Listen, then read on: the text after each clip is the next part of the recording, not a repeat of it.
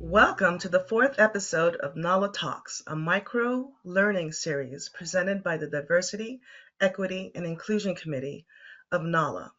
My name is Terri Walters, and I am the chair of the Diversity, Equity, and Inclusion Committee. And I have with me the famous Kristine Custodio, Area 3 Director of NALA. The DEI Committee works to address diversity, equity, and inclusion to foster meaningful, open, and constructive dialogues throughout NALA, and to celebrate diversity of its members and leaders. Joining me today are NALA's DEI Committee members, Angela Oberle, Dana Fischel, and Candace Russell. Today's conversation will focus on the proper utilization of paralegals. Our guests today are Michael Harris of Brightline Counsel, Carl Morrison of modCounsel, Angela King of ArentFox Schiff, and Toni Marsh of the George Washington Paralegal Studies Program in Washington, D.C. We welcome Carl, Mike, Angela, and Toni. Would you please share your background with us? Hi, I'd be happy to begin. It's wonderful to be here. Thank you for having me. I am sitting here on the famous William O. Douglas Parkway. So I'm at the William O. Douglas Canal. It's named for Supreme Court Justice Douglas, who saved this canal. It's a long and actually very interesting story that I won't share with you now, but that's where I am. I am the director of the Paralegal Studies Program at George Washington University. I've been the director at GW in Washington, D.C. I've been the director at GW since 2005, so I've been here for a long time. Before I was at GW, I was at University of North Carolina, and before that, I was at Georgetown University. I've been a lawyer for 35 years, and I've been involved in paralegal education as long as that. So as soon as I graduated from law school, I started teaching on the side, and I've been doing it ever since. So thank you so much for having me here today. I'm really looking forward to this conversation. Thank you for being here, Toni. We have Angela King of ArentFox Schiff. Angela, can you please tell us a little bit about yourself? Hi, Terry. Thank you again for having me. So I'm Angela King. I am currently a Paralegal Manager at ArentFox Schiff based in their DC office. We have a program of about 125 paralegals across 8 offices, and I'm one of 2 paralegal managers they have at the firm. Part of my day-to-day is overseeing all of the paralegal specialists and senior paralegal specialists. I have had a career as a paralegal and then eventually paralegal manager for about 25 years. I started my career in the government, moved on to Paul Hastings, and then went to global law firm Denton's before I ended up at ArentFox Schiff last year. And I started my career as a litigation and government contracts paralegal. And I've been a supervisor/manager since 2010. I'm also currently a board member for IPMA, which is the International Practice Management Association.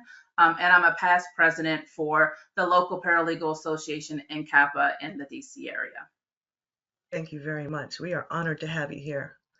I'd like to also introduce Carl, the winner of NALA's award this past July in Kentucky. Carl Morrison, ACP, CAS, and a bunch of other letters. Thank you, Terry, very much. I really appreciate you having me here today to talk about proper paralegal utilization.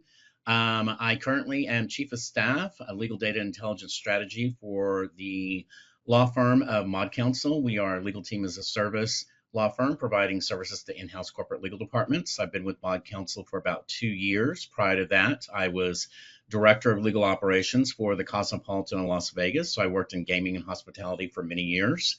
And prior to that, I was a trial litigation paralegal for many years. So besides working as a prior paralegal, but I still call myself a paralegal, now serving as a Chief of Staff. I also teach in paralegal programs and have taught in programs for about 10 years. Currently, I'm an adjunct professor for the UNLV Paralegal Certificate Program here in Las Vegas. And so looking forward to sharing paralegals and everything about working as a paralegal and how we are to be utilizing paralegals in our legal industry. So thank you, Terri, so much for having me. Thanks for blessing us with your presence. Finally, we have Michael Harris of Brightline Counsel. Hey Terri, how are you today? Thank you so much for having me. Really enjoyed being on. I have such a good time. We had a great time in Kentucky and had a good chance to talk with Kristine. Just a little background. Mike Harris. I'm the Chief Revenue Officer for Brightline Counsel. We do manage review and e-discovery.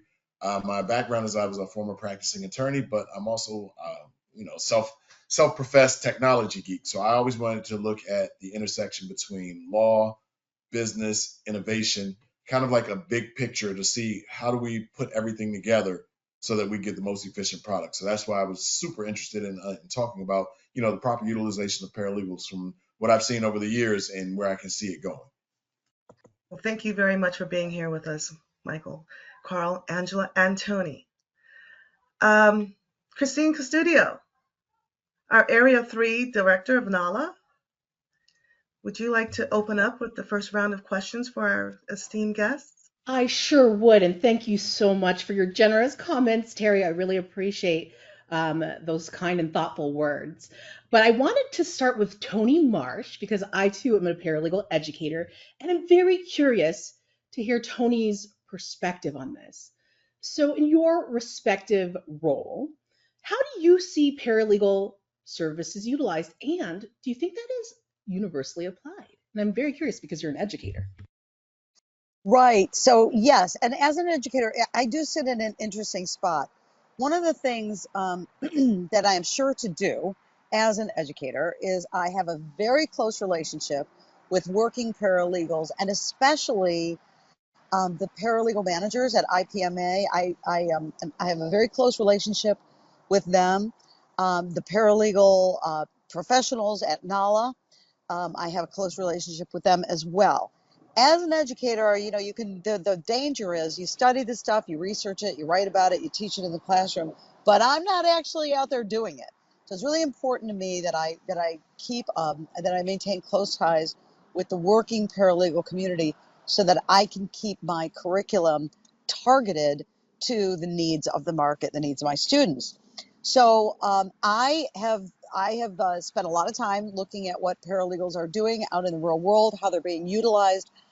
I think personally that paralegals are gravely underutilized at this point, and have been for many years. I think that lawyers don't fully understand what paralegals can do and how they can use them and why they should use them. So I do spend a lot of my time, when I'm not in the classroom, I go out and I speak to lawyers, bar associations, law firms, law students, anybody that will listen to me, frankly, about the proper utilization of paralegals, because I think that, as I said, they're underutilized, and if they were properly utilized, it would be better for everybody, starting with the general public, which is, the most important, the clients, but it's better for the lawyers, it's better for the firms, it's better for the paralegals. So I'm seeing progress, but we're not yet where we need to be as far as paralegal utilization. That is very interesting. So thank you for those thoughts. Now I'd like to jump actually to Angela, because as a paralegal manager, I'm very curious to hear what your thoughts are, especially in such a large law firm setting. Any thoughts on this? Well, as a paralegal manager, that's somewhere where we struggle, and I think is also a benefit of having a paralegal manager. So I've worked for, AM 100 firms throughout my career where we're working with 20 to 25 different practice groups. And I will say that some practice groups do utilize paralegals better than others, where their particular model is they may not be partner or associate heavy, and that a lot of the work is coming down to the paralegals. So it really does depend on your practice group, and it does depend on your size of firm. But then that also leads with the fact of Toni and I'm actually on her advisory board, right? And so she has the opportunity to get insights from a paralegal manager when it comes to the education piece with her students. And then as a manager myself, even though my background was in litigation and government contracts, I have to keep myself trained on understanding the needs of paralegals across all the different practice groups, right? Because, whether your practice group is litigation or corporate or real estate, I need to be able to understand the workflow. And when it comes to adding on additional team members or having those necessary conversations with lawyers. So I think we're definitely better than where we were 15 or 20 years ago, but we do still have a place that we need to get to. Very interesting, and it's good to hear that you too keep yourself up to date, especially in the management role, right? So I'm actually very curious about this. Do you have professional development opportunities that you offer to your paralegal team members so that they can keep their knowledge and skills up to date? Absolutely. So we also know that there's lots of trainings within practice groups, but we also carve out training, whether it's our paralegal department as a whole through quarterly meetings or cohort sessions. And then we also, real world and practical skills. So we do advanced Excel, we may do advanced PowerPoint, whether it's business etiquette courses, just trainings that may be universal across all of our practice groups, but also keeping to the needs of the paralegals, depending on their practice group, and doing what I like to call subject matter expert practice trainings. So we do a whole host of different trainings throughout the course of the year. And one of the things when I came to my new firm was us actually sitting down and laying out our training module for the whole year. And making sure that we were putting in enough trainings for all of our different practice groups and meeting the needs of not only our more senior paralegals, but also the paralegals that were coming in out of college, which we call project assistants. Oh, fantastic. Thank you for sharing that insight. Now I'd like to go to Carl, because Carl has a very interesting background, starting off as a traditional paralegal and then making his way into this in-house kind of role and now chief of staff. So, Carl, what are your thoughts on that, especially in your role in the areas of law that you've been in? How do you see paralegal services utilized, and how can they be optimized and maximized? Yeah, working in-house, transitioning from working in a large law firm and being a complex trial litigation paralegal to transitioning in-house, starting as a paralegal, but then growing. And being able to bring on paralegals within the corporate setting.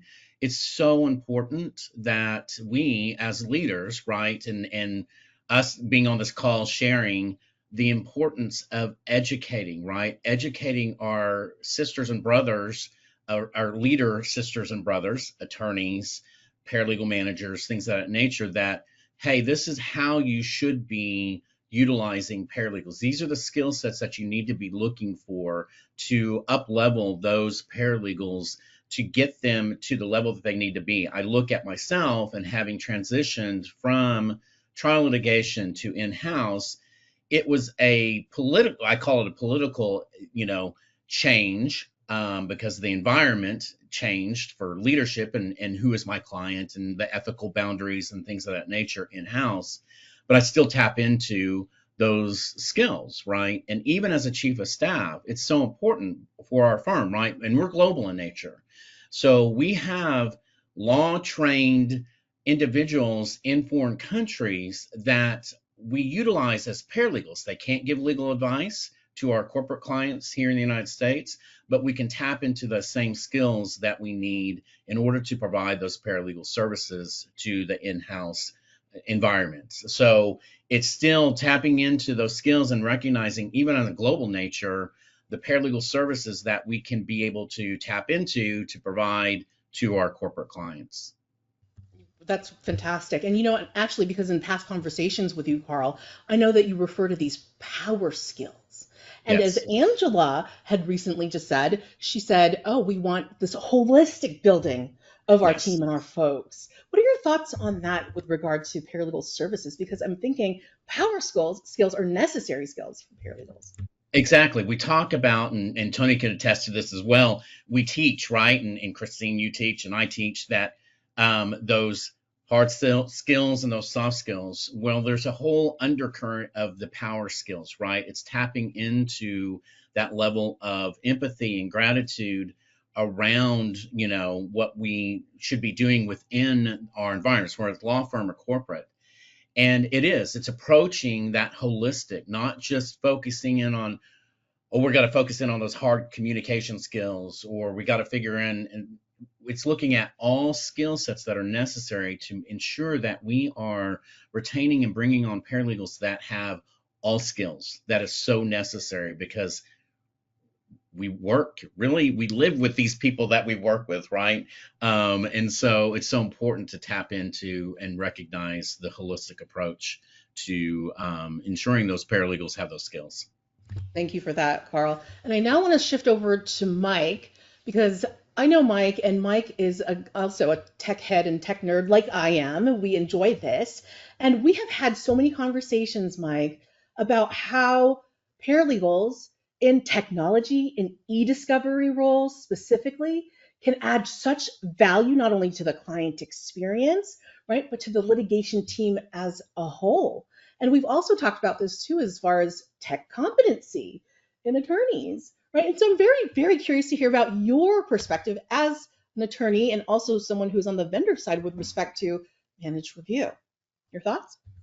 Yeah, so just to piggyback off of what Carl said and also what Angela said, I have seen over my career increase in the utilization of paralegals, but it still hasn't got to the point of, the full utilization. And I think a lot of it has to do with technology. Early on, a lot of the more administrative tasks were, and for lack of a better word, it was because of labels. It was, okay, we'll drop this and let the legal assistant or paralegal do it. But now, with the advent of a lot of the technology that can automate that, you're now allowing the paralegals and the legal assistants to actually show their skill set to do the more advanced legal work. And I think that has been a great thing. And it takes me back to my, high school days of reading Romeo and Juliet. And I think things like, what's in a name?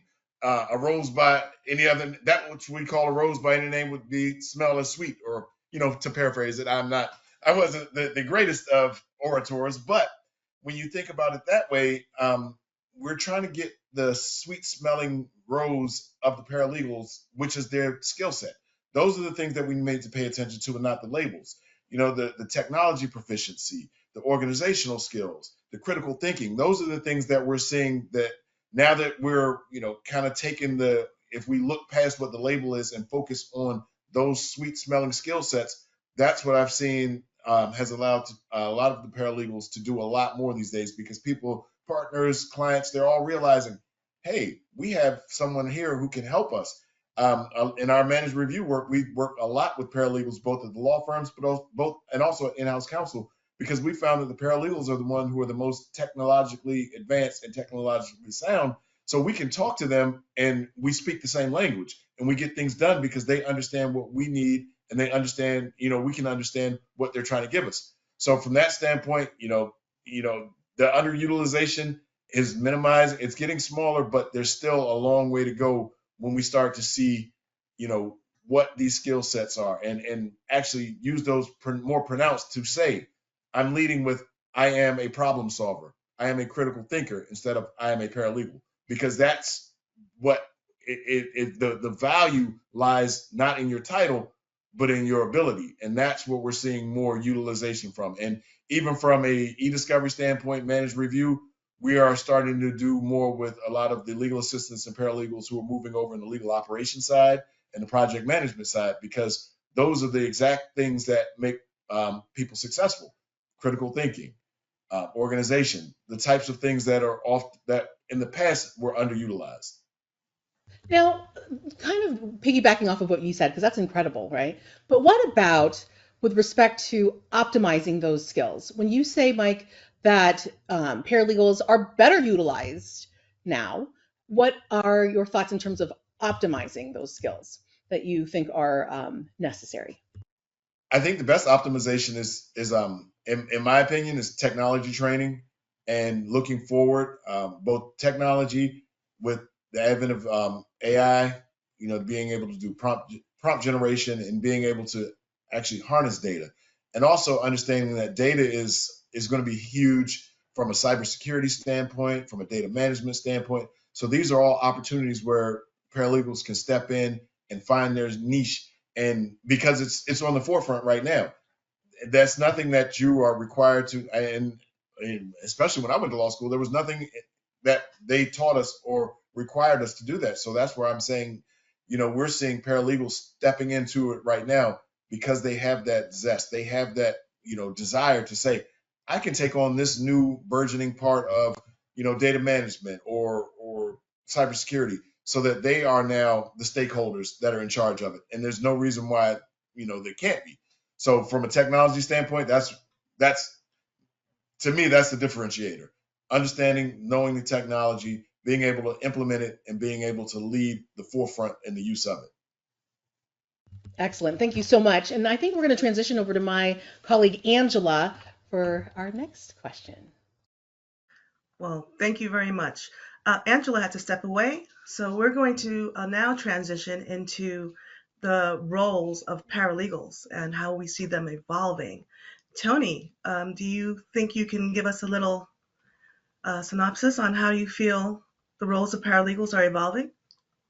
Yes, thank you so much. So of course, a big part of how the paralegal role is evolving is it is growing and expanding, as all of us have said. My three colleagues have all noted ways that the profession has grown, the role has expanded, and we're making progress. We're not all the way there yet, but we're getting there. So that's good. Of course, the other big trend, the way that what we're seeing in the future, the big one, AI, no surprise there. AI. I was just at a conference and like 3/4 of the sessions were on AI. Paralegals need to know AI. There is no question about it. As they say, AI isn't going to take your job. People who know how to use AI will. So I make sure that AI is in my curriculum. We have integrated it through everything.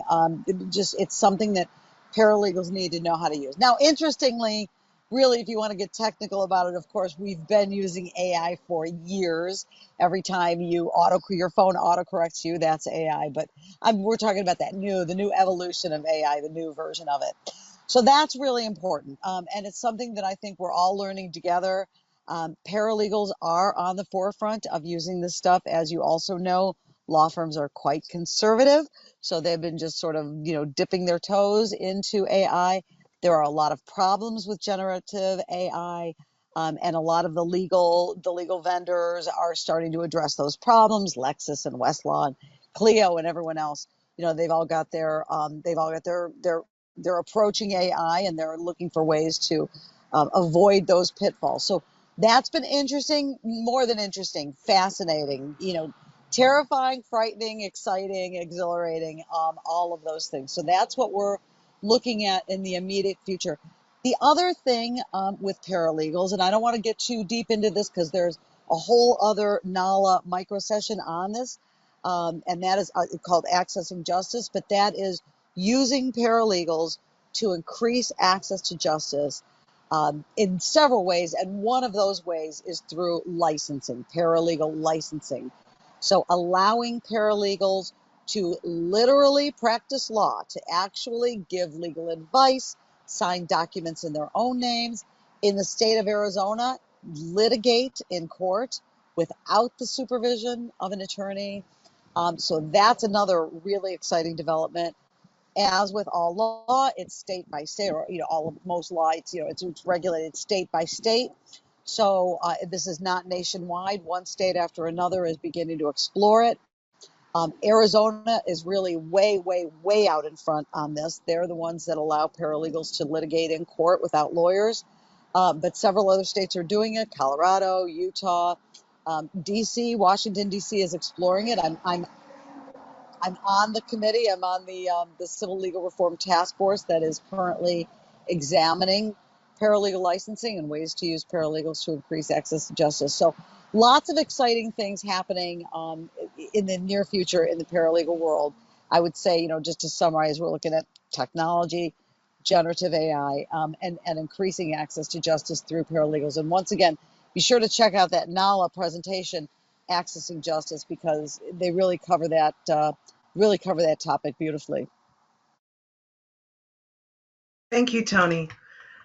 I think did you also mention Texas and maybe Colorado? There's quite a few states. Thank you very much. Angela, do you have anything to add to that? Yes. So, one of the things that are going to continue to evolve within the paralegal role is rate diversification, right? So most firms have different tiers of paralegals.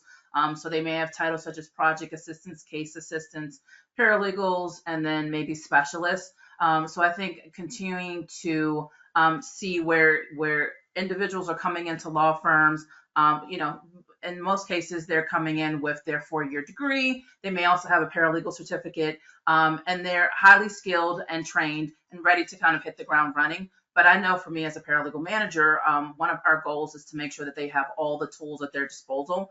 So we actually put our project assistants through a kind of rigorous training program where they go through different types of trainings over the course of several weeks. That really will help them, enable them to do the job that they are set out to do. One of the things that I also think is helpful is I myself, when I was a case handling paralegal, was not pigeonholing yourself in maybe one practice area, right? I think that as we continue to see this role expand, being able to cross work between teams, locations, and practice groups is going to continue to happen more and more often.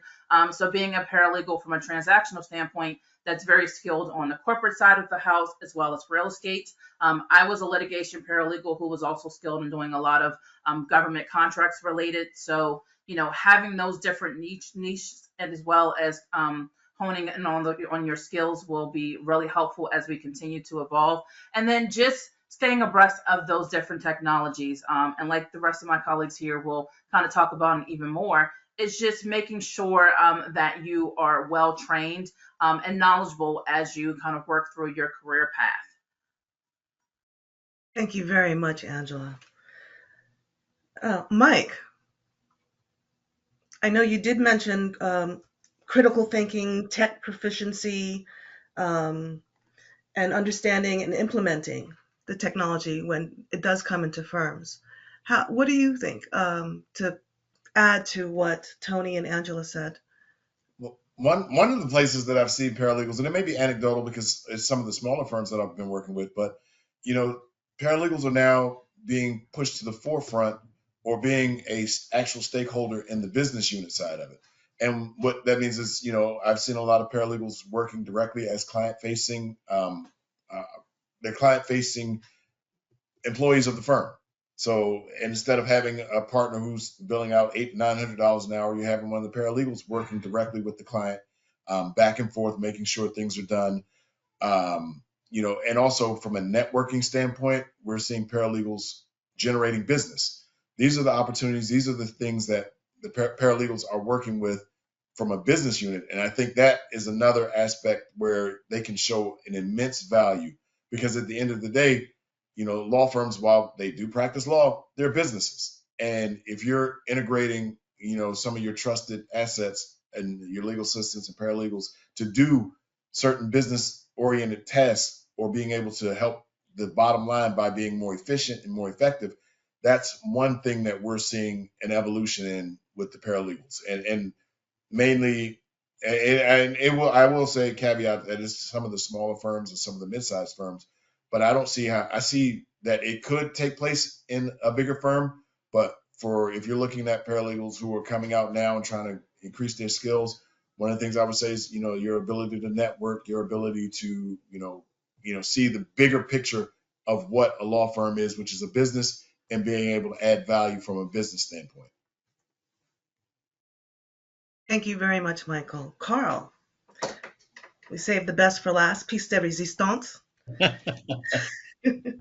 Mr. Chief of Staff, you did mention sisters and brothers, in the workplace. I'm a firm believer of that. I'm a firm believer of each one teach one. How do you go about, and what do you think, how we can help some paralegals level up? How can you add to what the other individual said just recently? Both Angela and Mike said a couple of great things that made me think about my own personal history of being a paralegal and transitioning to an in-house. And Angela talked about it. I took a couple of notes here while they were talking. Angela talked about the cross training, right, in other areas. That's so important as a paralegal to not pigeonhole yourself, to allow yourself to be open to other opportunities because you never know, right? Transitioning into a different, maybe transitioning to an in-house role like myself. And so if you take the time to, you know, learn into other areas and tap into, strengthening your business acumen is so important, right? To be able to transition. Mike also talked about that front facing to clients.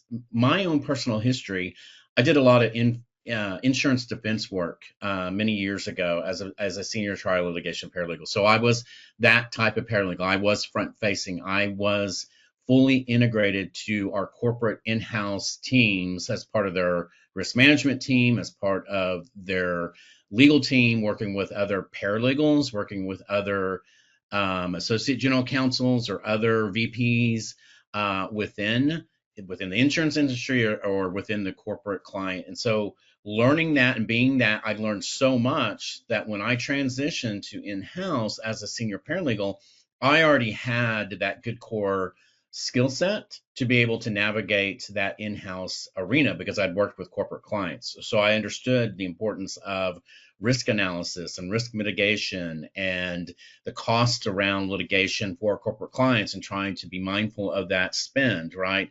So now as a chief of staff, now I tap into all those skill sets that I did as a paralegal working for corporate clients and tapped into the skill sets I learned in-house because now I have that really good core, solid experience of the business acumen, and I understand what goes into running a business. So as a chief of staff, I sat with that senior executive leadership team.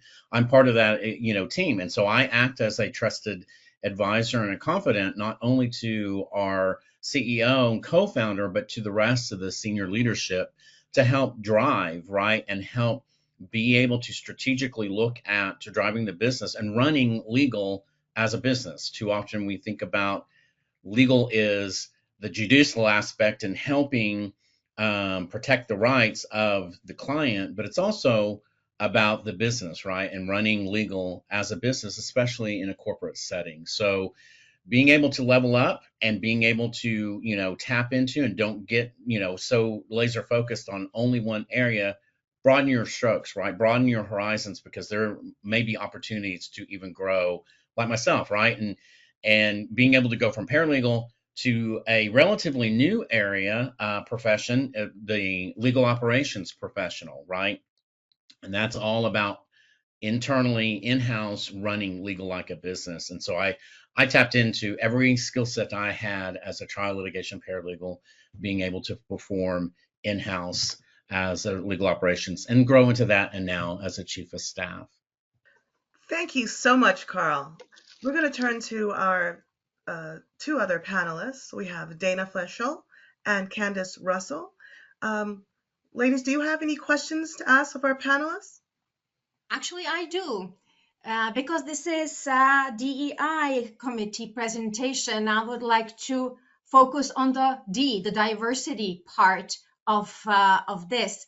What do you see the diversity in a paralegal profession that we do not, as you put it so eloquently, pigeonhole ourselves into the one particular area? So if Carl, do you have something to add to that? Yeah, I will add, Dana, that it's important not to sell yourself short, right?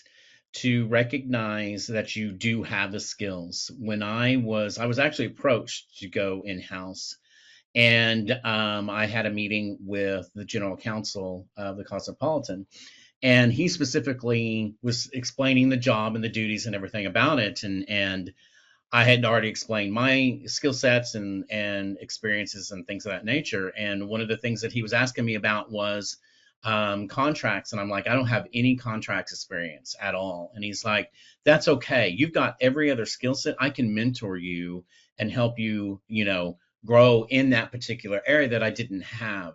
And so my advice to those listening is if you feel like you're being pigeonholed, don't feel that way, because you have a lot of skill sets that will transition, right, and can help you become more diverse as a professional, as a paralegal. And so believe in yourself and know, yeah, I may be only doing trial litigation, or I'm only doing family law. Now I'm thinking about transitioning into maybe a corporate setting, an in-house setting.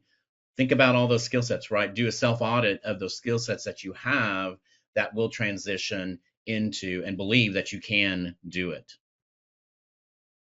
And if I may, Angela, you as a paralegal manager, how you actually prevent such occurrence of making somebody focus on one particular area, how you can prevent being somebody just marginalized? So one, it really will start with kind of having that mentor, whether it's a mentor within the same practice group or a mentor in a like practice group. I know for me, I was kind of thrusted, even though I started working in litigation, I was thrusted into government contracts as soon as I started at my last firm. But, you know, I had other paralegals that I could lean on to answer questions and things of that nature. So if you can kind of find that buddy, I think that would really help. Or if you are in a position where you do have a manager or someone from an admin point that you can go to for guidance, I think that would really help with being able to learn another practice group. And then also realizing within yourself, like you want to continue to grow. It is very helpful to understand more than one practice group, so that if you find yourself at a time where you really want to transition into doing something else, you have that opportunity to move around. One of our committee members has experience with this too. Candace, would you like to share your experience? Yes, thank you, Terry. I have a similar experience to Carl's, in which instead of going in-house or into management, paralegal management, somebody had approached me within my firm to do a lateral move from a traditional litigation paralegal into docketing. And I did that about 5 or 6 years ago. And if somebody had not approached me with that, I would never have thought about it myself. So Angela, is there any opportunities or advice you would give to someone that may want to stay with the same employer and transition into another role? Absolutely. So there becomes a point in your career where you just kind of realize maybe this isn't for me anymore, or I don't want to do that. And I think at some point we all have that, because I know I told myself that a couple of times when I was a junior paralegal. But definitely don't feel afraid to speak up. You know, there are ways that you can transition into another role, another department. Maybe your skill sets will translate better to working with the business or marketing department. Maybe your skill set, say for instance, if you're doing transactional work, maybe you can transition into something within the accounting or finance department. So I would find that person, whether that person is a manager or a director or someone that you feel comfortable going to have those conversations to see if, you know, if you don't want to be a paralegal anymore and you want to move into another area, those opportunities are there. Just don't be afraid to speak up. So I know this may sound a little cliche, but I would say, you know, focus on the sweet smell of the rose and not the name of the rose. Focus on your abilities, focus on the things that you're interested in, focus on the things that you like, and try to develop those, because people will see them. As with Carl and with Candace, someone saw in them that they had the ability and they approached them to move forward somewhere else. So if you're focusing on your skills and your sweet smell of being a rose, as opposed to saying you're a rose, and also, you know, network. I think networking is key, whether it's internally within your firm or corporation or with associations, because that allows you to find out about other opportunities. It allows you to find out about other things you're interested in. And as you grow your interests and as you grow your network, that allows you to step out of what you're comfortable with and what you may feel as you're pigeonholed with, because you now see that, hey, there's an opportunity to do this. There's an opportunity in management. There's an opportunity in marketing. There's all of these other opportunities that I foreclosed myself on because I went along my day-to-day work to say, I'm a paralegal, a litigation paralegal, and I'm only going to do litigation paralegal work.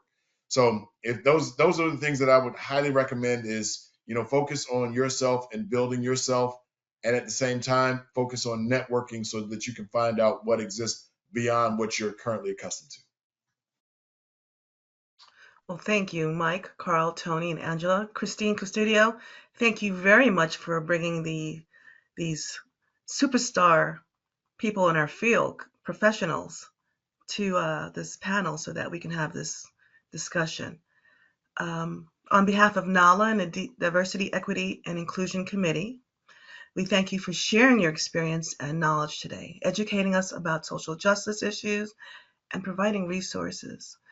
We will be including links that we discussed today in this episode.